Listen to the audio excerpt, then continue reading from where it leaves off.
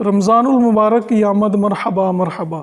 رمضان المبارک کا مہینہ آتا ہے، ہر طرف رحمتیں برکتیں نازل ہوتی ہیں۔ رمضان المبارک کے مہینے کو نیکیوں میں گزارنا چاہیے۔ رمضان المبارک کے مہینے میں ایک بہترین عبادت تراویح ہے۔ تراویح کے اندر کوشش کرنی چاہیے کہ پورا قرآن پاک سنا جائے۔ ایسی مساجد میں تراویح ادا کی جائے جہاں پہ پورا قرآن پاک سنایا جاتا ہے۔ اگر آپ چاہتے ہیں کہ تراویح کے اندر قرآن پاک سنتے ہوئے آپ کا ذہن جو ہے وہ تراویح کے اندر رہے، آپ کو سمجھ آئے، آپ کا ذہن آگے پیچھے نہ ہو، باقی بھی اگر نماز میں اگر آپ چاہتے ہیں کہ آپ کا ذہن منتشر نہ ہو، آپ کو خشوع و خضوع حاصل ہو، تو ہمیں ایک کام کرنا پڑے گا، ایک چھوٹا سا کام۔ وہ کام کیا ہے؟ وہ کام یہ ہے کہ جو تراویح سنائی جائے اس کا ترجمہ پڑھ کے جایا جائے۔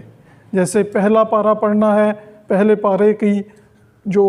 پارے کا اردو ترجمہ ہے، اردو ٹرانسلیشن ہے، اس کو پڑھا جائے۔ دوسرا پارہ پڑھنا ہے، دوسرے کی ٹرانسلیشن پڑھی جائے۔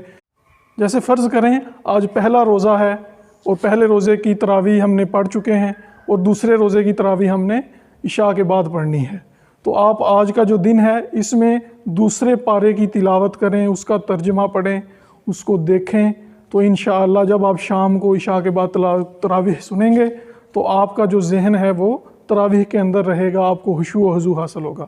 اسی طرح جو اگلے دن آپ تیسرا پارہ پڑھنا ہے تو آپ جو پہلے والا دن ہے اس سے آپ اس پورا دن جو ہے اس کی تلاوت کریں، ٹائم نکالیں، نمازوں کے بعد تھوڑا ٹائم مینج کریں تاکہ آپ کا جو ذہن ہے وہ تراویح کے اندر لگا رہے اور آپ کو رحمتیں برکتیں اور سکون حاصل ہو اور آپ کا دل جو ہے وہ عبادت سے اکتائے نہ۔